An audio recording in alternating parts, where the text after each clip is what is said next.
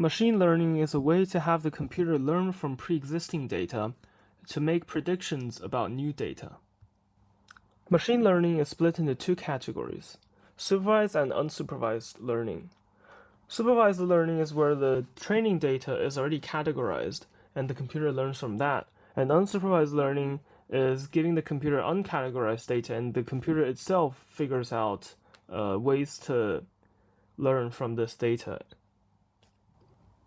Here we will be implementing three different machine learning algorithms: regression, classification, and clustering. Classification and regression are both supervised learning, and clustering is an example of unsupervised learning.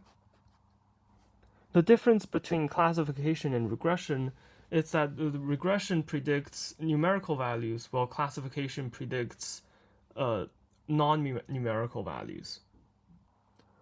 We will be using this dataset of flowers to implement these algorithms.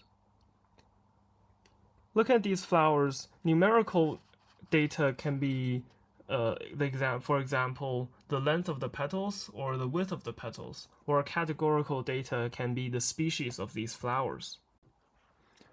The k-nearest neighbors algorithm is an algorithm where we take the k-nearest neighbors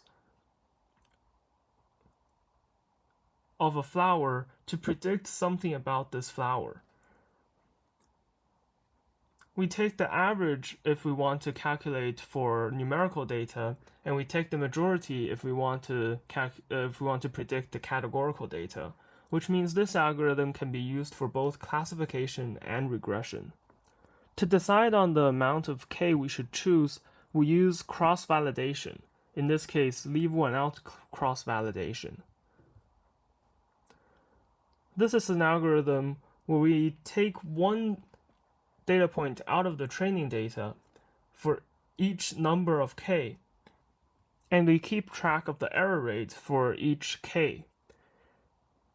In the end, we take the k of the lowest error and we use that for the algorithm. For clustering, we're using the k-means algorithm. This algorithm works by first placing clusters or points at random places in the dataset, then categorizes all of the dataset according to which cluster it is closest to. Then we move the clusters to the average of its data, of its data points, and we repeat the process until the clusters no longer move. To implement the KNN algorithms and the classification and the clustering, I first created a flower class.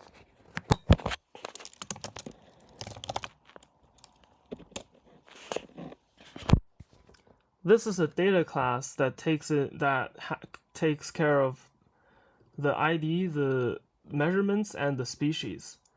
It also has a distance from method that takes the Euclidean distance of this flower and another flower to calculate the distance between them.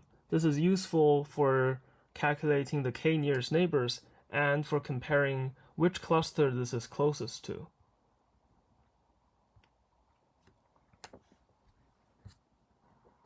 I then store the data from raw data into an SQL database for easy access later on. I store it in 3 different tables. One table of all the flowers, one table of the training data using a foreign key of the IDs, and a table of test data, similarly but with less points. To load this data when we implement the algorithms, I created a separate file that just gets the training flowers, gets the test flowers, and creates a list of flowers, the class from this list. Here's my implementation of the KNN classification. So first, I take the nearest k using the distance from a flower, and we get the species with the maximum frequency and return this species. Here is my implementation of the leave one out algorithm, where we count the number of correct prediction for each k, and we calculate the error rate from that. Here, we can plot the error rate to find the best k for our use case.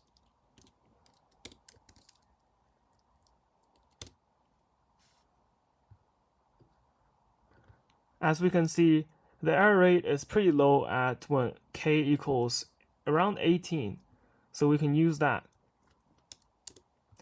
Here, using k equals 18, we can use the test flowers to test the error rate of our algorithm and our choice of k, which in this case is 0, making it 100% correct. Here's my implementation of KNN regression, which is very similar, but we take the mean instead of the most frequent species when we're trying to predict a numerical property. To calculate the error here, we use RMSE, which is slightly different from error rate because this takes care of numerical values. Similarly, we graph out the RMSEs of different values of k to find the best k for our case, which here is 6. Then, using the test flowers, we can test out this choice of k.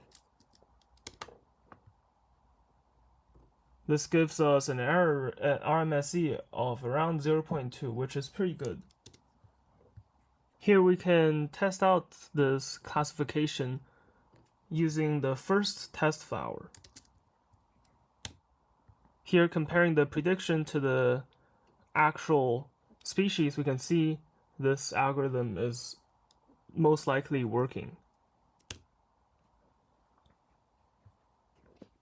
Similarly, we can use the same flower to test the predictions of our regression. You can see these two numbers are pretty close, meaning our algorithm is likely working. To implement the clustering, I first created a vector2 float class that has an x and a y. Both are floats. And I defined subtraction, addition, hash, and magnitude. This is to make calculations much easier later on. I also created a method that takes in a flower and returns the flower in a vector2 float. We're only using two properties here to make visualization later on easier.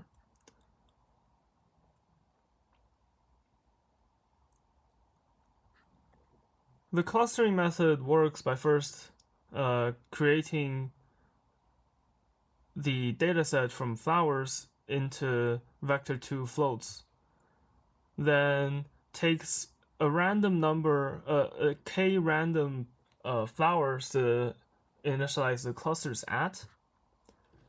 Here I've defined the functions to categorize the flowers to each cluster, and this function moves the clusters to the mean of those flowers. And lastly, this function is used for visualization.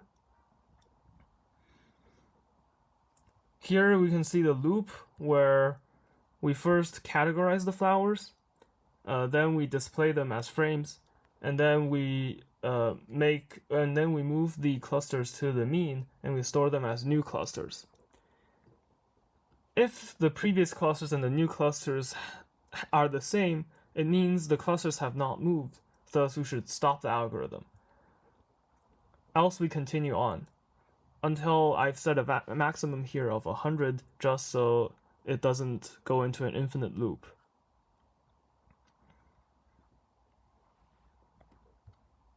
Here's a visualization of the clusters moving over time.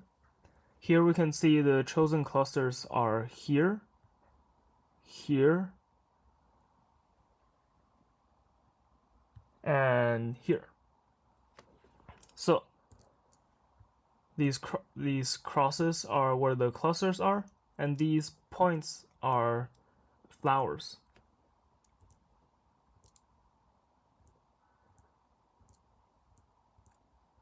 As you can see, these clusters soon land on these points.